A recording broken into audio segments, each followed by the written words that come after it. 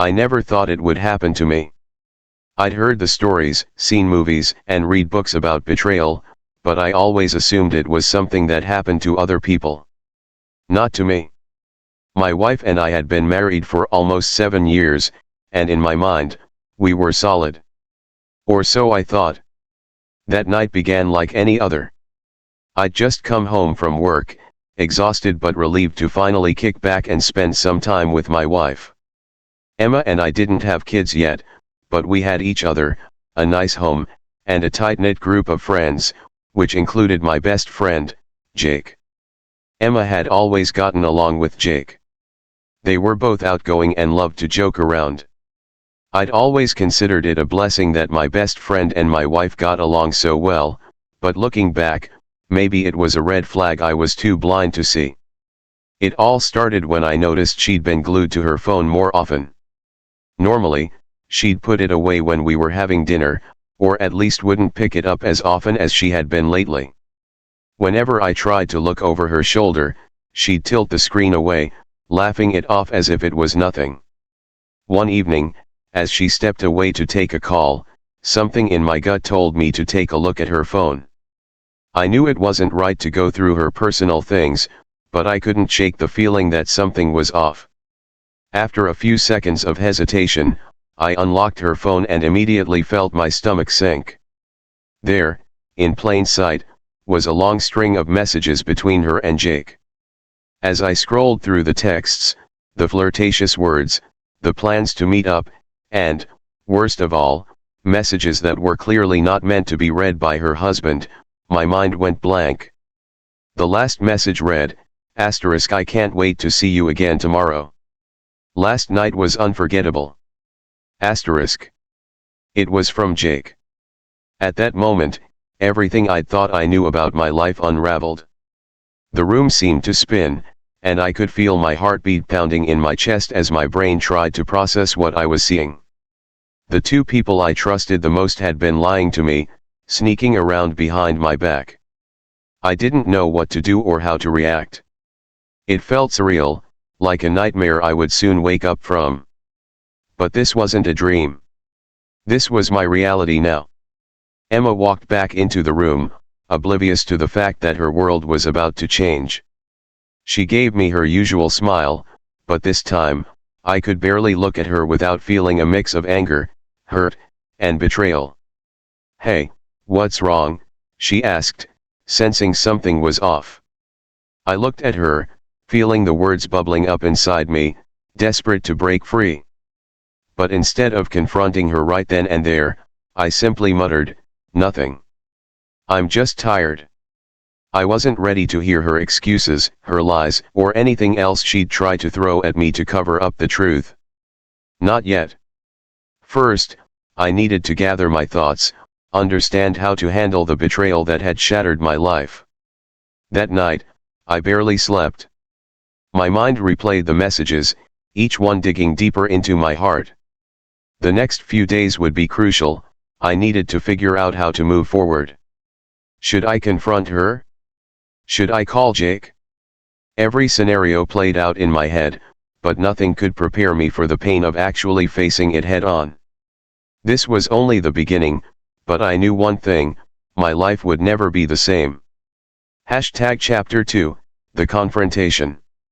The days that followed were pure torture. I went through the motions at work, unable to focus, and then came home to Emma's presence, each moment with her a painful reminder of what I'd found. Every time she looked at me with that same familiar smile, it took every ounce of self-control to keep my anger in check.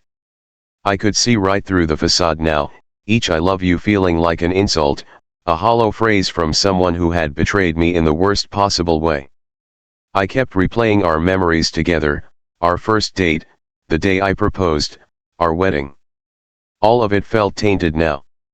The hardest part was pretending everything was fine while I gathered my thoughts. But soon, I knew I couldn't keep this to myself any longer. After nearly a week of sleepless nights, I decided it was time. I waited until Emma was home, and the moment I walked through the door, I could feel the tension in the air. She must have sensed something was coming, but she didn't know exactly what. I closed the door and took a deep breath, ready to confront her. "Emma, we need to talk," I said, trying to keep my voice steady. She looked up at me with a flicker of worry in her eyes. "Sure. What's going on?" I tried to find the right words, but they wouldn't come. So I took out her phone, which I had slipped into my pocket earlier that day, and pulled up the messages between her and Jake. Her face drained of color when she saw the screen. She opened her mouth, as if to say something, but I didn't give her a chance. "How long?" I asked, my voice low, trying to control the rage I felt building up. Emma stammered, searching for words that could somehow make this better. But what could she possibly say? There was no excuse that would make any of this hurt any less. It just happened, okay. "I never meant for it to go this far," she finally whispered, her voice shaking. "Never meant for it to go this far? So you were just testing the waters with my best friend," I said, the bitterness spilling out. She looked down, unable to meet my gaze, and for the first time, I saw something other than denial in her expression. It was guilt, but even that felt too little, too late. "Why him, Emma? Out of everyone in the world, why him?" My voice cracked as I asked, each word laced with the betrayal that cut so deep. She struggled to answer, and I could tell there was a part of her that wanted to minimize what had happened, to paint it as a mistake or an accident. But she knew better. She knew the depth of the betrayal, and so did I. I don't know. I'm sorry, okay." Her words sounded empty, and they hung in the air, heavy and hollow. I could feel the anger bubbling up again, and I knew if I stayed, I might say something I couldn't take back. So I left the house, leaving her standing there, staring after me as I walked away. I needed time to think, to figure out what to do next. As I drove around aimlessly, I thought about Jake. I had been planning to call him, but the idea now felt pointless. If he could betray me like this, I didn't need any explanation from him. His silence spoke volumes. My best friend, the man who had stood by my side through every major event in my life, had destroyed everything we'd built together. He knew exactly what he was doing. The night was cold, and I pulled over in an empty parking lot, finally allowing the wave of emotion to wash over me. I was angry, hurt, and devastated, all at once. Everything I thought I knew, everything I'd trusted, had crumbled. I realized then that the life I had known was over. Chapter 3, Reaching out for support. After spending hours alone in my car, my phone buzzed with a flood of messages from Emma. Each one was a plea, an attempt to explain, to salvage what was left. But I ignored them. My head was spinning, and I felt like I was suffocating under the weight of what I'd uncovered. I knew I couldn't go through this alone. I needed someone I could trust. My mind drifted to my brother, Tom. We'd always been close, and he was one of the few people I could count on for genuine advice. I hadn't planned on telling him, but in that moment, he was the only person I wanted to talk to. I called him, and he picked up after the first ring, surprised to hear from me so late. "Hey, man, what's going on? You all right?" His voice was warm, steady, exactly what I needed. "Tom. I don't know if I'm all right," I said, the pain evident in my voice. "Can we meet? I don't want to get into it over the phone." Tom didn't ask any more questions, just told me to come over. By the time I arrived, he had already made some coffee and was waiting in the living room. I sank into the couch, feeling exhausted in a way I'd never felt before. He handed me a mug, then sat down across from me, waiting patiently. "What happened?" he finally asked, his voice calm but concerned. I hesitated, struggling to find the words to describe what I'd just been through. But when I looked up and saw his genuine concern, the story started to spill out. I told him about Emma's strange behavior, finding the messages, and the way it all unraveled. I couldn't bring myself to go into the painful details, but he understood enough. When I finished, he let out a long breath, his face reflecting the same shock and anger I felt. I don't even know what to say. That's beyond messed up. I'm sorry, man. I can't imagine how hard this must be for you. Yeah, I don't know what to do, I admitted, feeling helpless. Tom was silent for a moment, choosing his words carefully. Listen, you don't have to decide everything right now. You just found out. Give yourself some time. But whatever you decide, know I'm here for you. I'll support you, no matter what. Just hearing those words lifted a weight from my chest. He didn't try to give me a solution or tell me what to do, and I appreciated that. I just needed to be heard. We talked late into the night, covering everything from our childhood to my relationship with Emma, trying to make sense of what had gone wrong. Tom shared stories about friends who'd gone through similar experiences, though none quite as close to home as this. His stories didn't make me feel better exactly, but they helped me realize I wasn't the only one who'd been blindsided by betrayal. The more we talked, the clearer it became that my next steps would be complicated. I needed to talk to Emma and, eventually, to Jake. I didn't know if I'd ever forgive either of them, but I needed answers. Tom reminded me to take things slow, to be patient with myself. Before I left, Tom pulled me into a tight hug. No matter what happens, you'll get through this. Just remember, you're not alone. His words stayed with me on the drive home. For the first time in days, I felt a glimmer of hope, not that things would magically get better, but that I could face the pain and somehow find a way through it. When I got home, the house was dark. Emma had left a note on the kitchen table, saying she'd gone to stay with her sister to give me space. I didn't feel any relief, just a quiet sense of finality. The woman I thought I'd spend my life with was now a stranger, and my best friend was nowhere to be found. But as I stood in the silence of my empty home, I knew I was ready to face whatever came next. Chapter 4, Confronting Jake. Days passed, and though Emma had tried to reach out several times, I hadn't responded. I needed more time before I could even think about talking to her again. But the anger I felt toward Jake only grew stronger. He was supposed to be my best friend, the one person I trusted the most. The betrayal ran so deep that it felt like a wound I couldn't stop from reopening every time I thought about it. Finally, I decided it was time to confront him. I couldn't ignore it any longer. I called him, and after a few rings, he answered, sounding hesitant. "Hey, man," he said, his voice too casual, as if he thought we'd just be having a regular catch-up. Hearing him speak so normally ignited something inside me. "We need to talk. Now." "Meet me at the park," I said, barely managing to keep my voice steady. There was a pause, and then he responded with a quiet, "Okay." He knew exactly why I was calling. I drove to the park, my hands gripping the steering wheel tighter than ever before. By the time I arrived, I saw him already standing there, looking nervous, hands shoved into his pockets. I got out of the car and walked over, feeling a strange mix of rage and betrayal bubbling up. For a moment, we just stood there in silence, sizing each other up. I wanted to yell, to scream at him, to ask him why he'd done this. But when I opened my mouth, my voice came out low and controlled.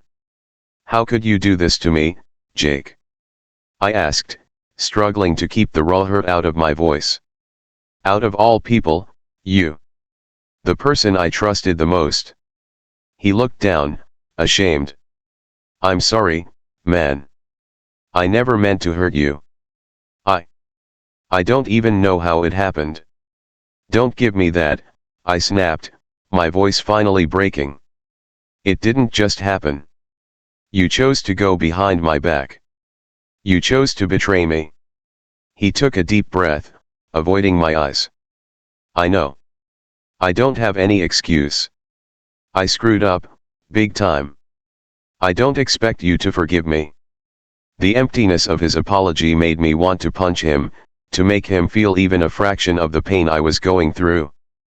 But I held back. Instead, I took a step closer, searching his face for some trace of remorse, something that could explain how he could have thrown away years of friendship so easily. Did you even think about what this would do to me? I asked, my voice choked. Did you even care? His shoulders slumped, and he finally looked up at me. I was selfish. I don't know what I was thinking. You're my best friend, and I ruined everything. I don't deserve your forgiveness, I know that. Hearing him admit it felt both satisfying and hollow. There was no apology that could erase what he'd done. Every memory we shared, every laugh, every secret we'd trusted each other with, it was all poisoned now. So, what do you expect me to do with that? I asked, my voice cold. You think a simple sorry fixes this? No, I don't, he replied, his voice barely a whisper. I don't think anything can fix it. The raw honesty in his words deflated some of the anger inside me, but it didn't heal the wound. He was right, nothing could fix this. I took a step back, feeling the weight of our broken friendship settling heavily in my chest. I trusted you with everything, Jake. You were like family. And now I don't know who you are anymore. Jake's face twisted with regret, but he didn't argue. There was nothing left to say. I turned to walk away, feeling the finality of it all, like a door I was closing and locking behind me. This wasn't just the end of a friendship, it was the end of a part of my life that I thought would last forever. As I got back in my car, I felt the first wave of relief wash over me. Confronting him didn't take away the pain, but it gave me a sense of control, a way to reclaim the part of myself that felt so lost. For the first time since discovering the betrayal, I felt like I could breathe a little easier. But I knew there was one last confrontation ahead. I had to face Emma, and this time, there was no turning back. Chapter 5, Facing Emma. The drive back home felt like a countdown. I knew the confrontation with Jake was only the first step. Now, I needed to face Emma, to understand how we got here, even if there were no answers that could truly satisfy me. My mind was racing, replaying all the words I wanted to say to her, everything I needed to get off my chest. I didn't know how it would go, but I knew it had to be done. When I arrived home, I saw her car in the driveway. She must have come back from her sister's place, waiting for me. My hands shook as I unlocked the door and stepped inside. Emma was sitting on the couch, looking pale and tense. Her eyes met mine, and I could see the hurt and guilt on her face. For a moment, we just looked at each other, the silence stretching out, heavy and thick. Can we talk? She asked softly, her voice barely above a whisper. I nodded, though I didn't trust myself to speak just yet. I walked over to the living room, sat down in the armchair across from her, keeping as much distance as I could. She took a deep breath, glancing down at her hands. I know you're angry, and you have every right to be. I messed up, more than I can ever say. I know I hurt you, and I'm so sorry. Sorry. I scoffed, the bitterness spilling out. You think sorry makes up for betraying me with my best friend? Do you even understand what you've done?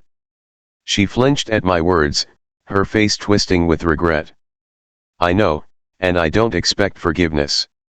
I want to explain. Explain? Fine, go ahead. Tell me why you thought this was okay. My voice was sharp, cutting through the silence. Emma closed her eyes for a moment, as if gathering her thoughts. I don't know how it started. Jake and we just started talking more, and somewhere along the way, lines got crossed. I know it sounds like an excuse, but I never planned for any of this to happen. It just, it just did. Her words sounded empty, almost rehearsed, and they did nothing to ease the anger bubbling inside me. So it just happened? You just decided to throw away everything we built? I said, my voice breaking. Emma, we were supposed to be a team. You were supposed to be my partner, my wife. And you chose him. Do you even realize what that means? Tears welled up in her eyes, and she nodded, wiping them away with trembling hands. I know. I know I failed you. And I'll regret it for the rest of my life. But I want to try to make it right, if you'll let me. The desperation in her voice was almost painful, but I couldn't shake the anger and betrayal clawing at my chest. How do you make something like this right, Emma? You can't undo it? You can't take it back. Silence hung between us, and for a moment, I could see the life we had slipping away. The vacations, the late nights, the quiet mornings. All of it shattered in one impulsive act. And yet, despite the betrayal, there was a part of me that wanted to cling to what we had. I wanted to believe that there was something left to save. But deep down, I knew it wasn't possible. What we had was gone, tainted by lies and secrets that couldn't be undone. I took a deep breath, letting the finality settle in. Emma, I don't think I can do this anymore. I can't look at you without seeing everything. I don't know how to move forward from here. Her face crumpled, and she nodded, tears streaming down her cheeks. I understand. I can't blame you. I just wish I could take it all back. For a moment, I wanted to reach out, to comfort her, to ease her pain. But I stopped myself.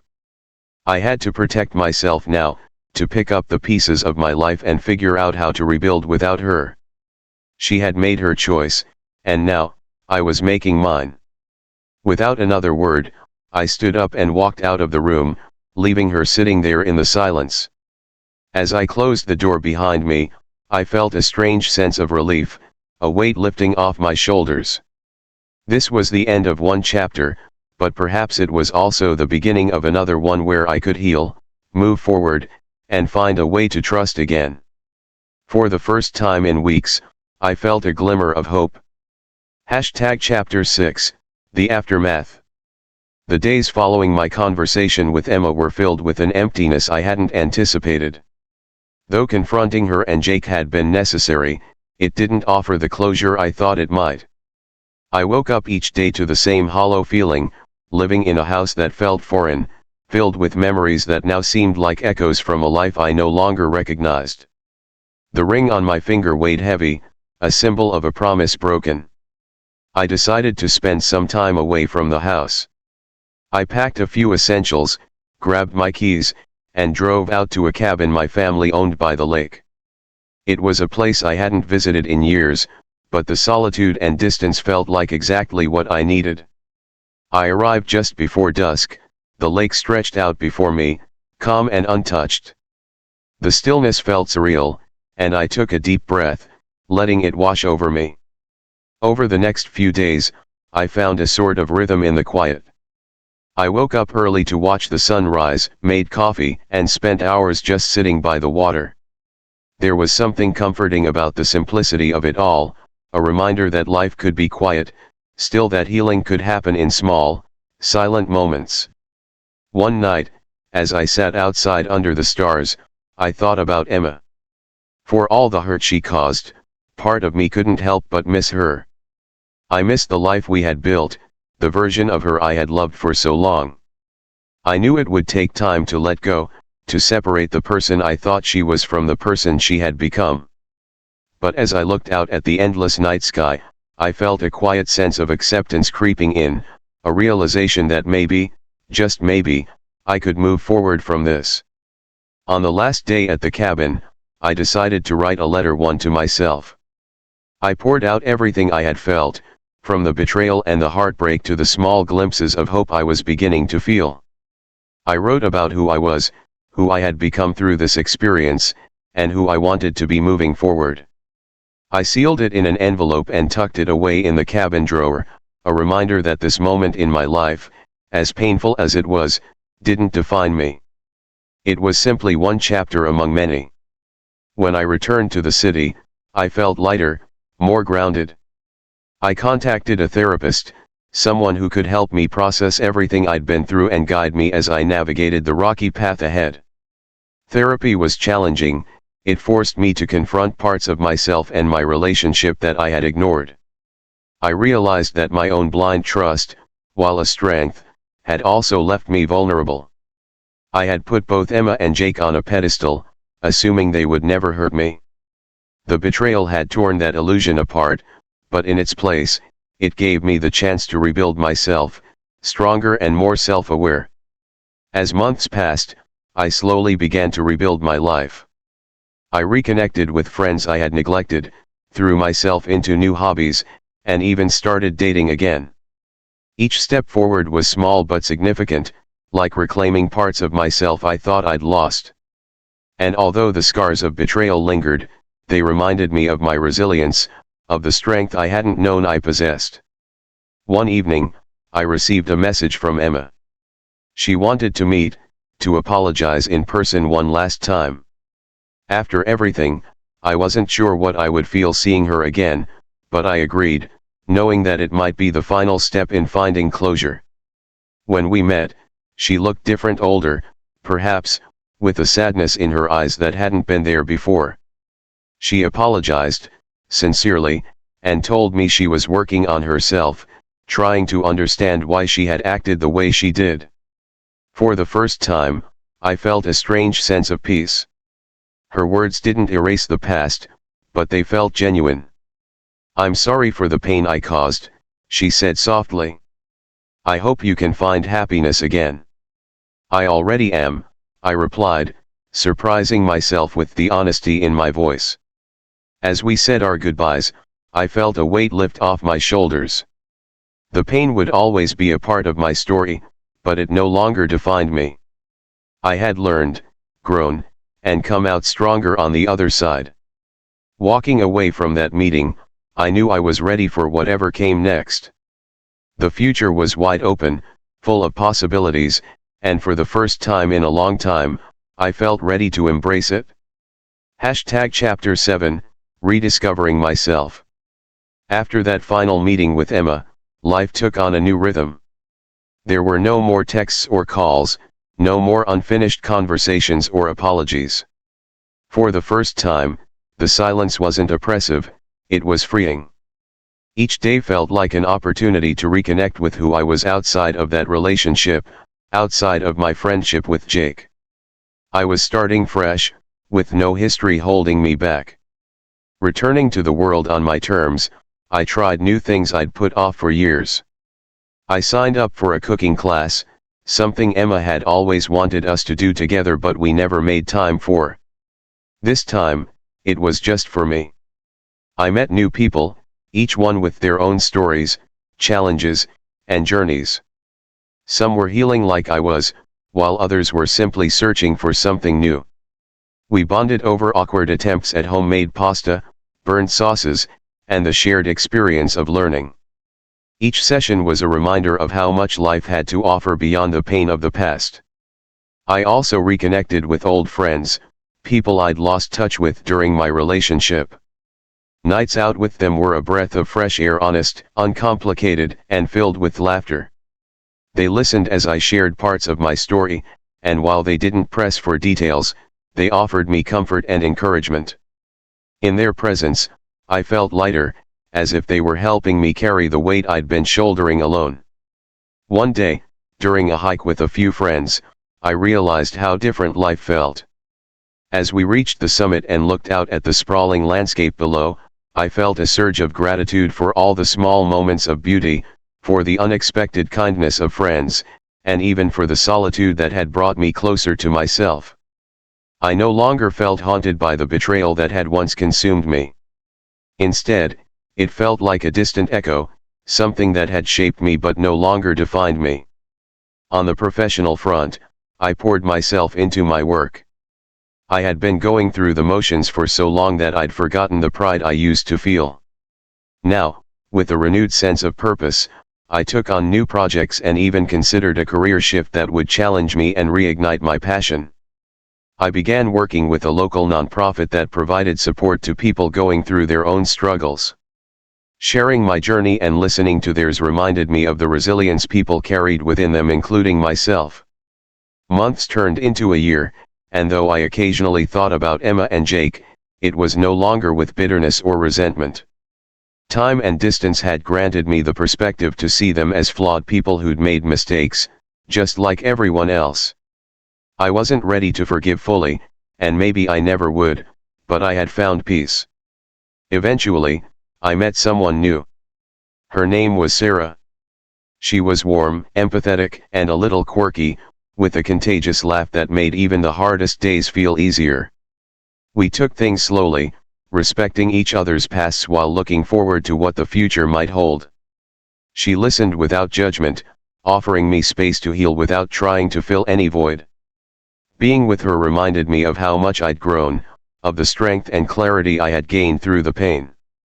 As Sarah and I began building our own memories, I felt a quiet confidence that this new chapter would be different.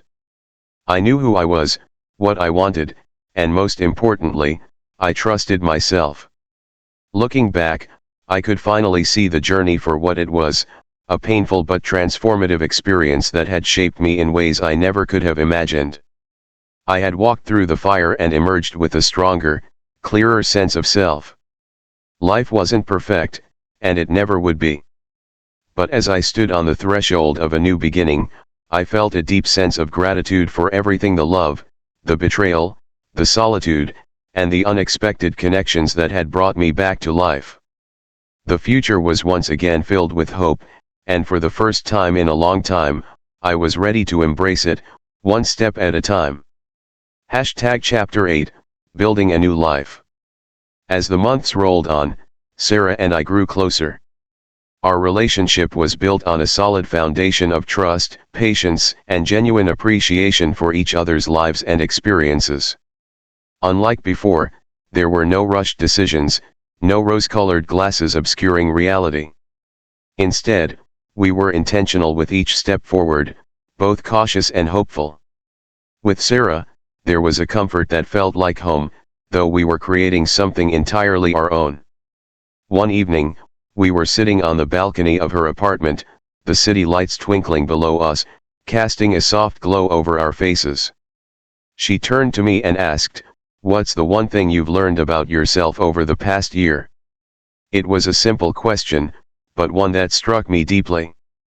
I thought for a moment, feeling the weight of everything I'd gone through. "I've learned that I'm stronger than I thought," I replied. "That even when things fall apart, there's a part of me that knows how to rebuild. And that trusting myself is the most powerful thing I can do." She smiled, reaching over to squeeze my hand. "I think that's one of the things I love most about you," she said quietly. "Your resilience. It's inspiring." Hearing those words, I felt an unfamiliar but welcome warmth settle in my chest. I'd spent so long questioning my worth after the betrayal, wondering if I'd somehow been at fault, if I'd been lacking in some way. But Sarah's words reminded me that I was more than enough, that I had rebuilt myself into someone who could love and be loved again fully, without reservation. As time went on, I realized how much my perspective on relationships had changed. I no longer sought perfection or idealized love. Instead, I found joy in the everyday moments, the shared laughter, and even the vulnerable conversations about our fears and insecurities. Sarah and I didn't shy away from difficult topics, we faced them head on, knowing that honesty was the cornerstone of what we were building together. Through our relationship, I discovered a new depth to love, one that wasn't defined by grand gestures or fairy tale expectations. It was in the quiet mornings we spent sipping coffee, the late night talks under the stars, the ways we showed up for each other even on our hardest days. This love was real, grounded, and unshakable in its simplicity. And for the first time, I felt the quiet assurance that this was something I could trust. One evening, while cooking dinner together in her small kitchen, I found myself laughing uncontrollably as Sarah tried and failed to flip a pancake. It was a small, silly moment, but it struck me with such intensity that I realized this was what happiness truly felt like. Uncomplicated, pure, and filled with the kind of joy I hadn't thought possible a year ago. Looking back on everything I had been through, I felt a surge of gratitude for the journey. The pain, the loneliness, the healing, all of it had led me to this moment, to this person who saw me for who I was, flaws and all, and loved me anyway. Eventually, I moved in with Sarah, and together, we began weaving our lives together, creating a space filled with laughter, love, and a sense of peace that felt earned. We talked about our future, our dreams, and the life we wanted to build, both mindful of the past and hopeful for what lay ahead. And as the years passed, I found myself growing into someone I was proud of. I had faced my darkest moments and come out stronger, more compassionate, and more self-assured. My journey had been far from easy, but it had shaped me into someone who could truly embrace life, with all its ups and downs. One day, while looking out at the sunset with Sarah by my side, I realized that I had finally found closure, not just with the people who had hurt me, but with myself. I was at peace, grateful for the love I'd found and the person I had become. In the end, my story wasn't one of betrayal or loss, but of resilience, growth, and rediscovery. I had learned to love and trust again, and in doing so, I had found a happiness I had once thought impossible. As the sun dipped below the horizon, painting the sky in hues of orange and pink, I held Sarah's hand, knowing that this quiet, imperfect, beautiful life was exactly where I was meant to be.